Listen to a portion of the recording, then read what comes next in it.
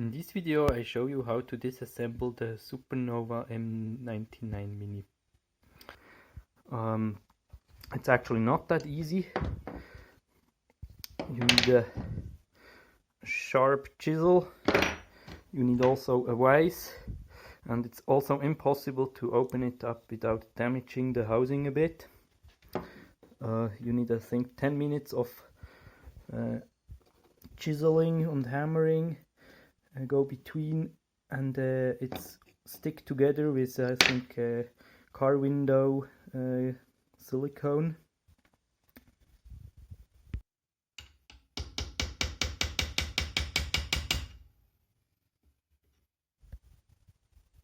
Unfortunate, the opening failed this time because I broke the glass. Oh, that's fun.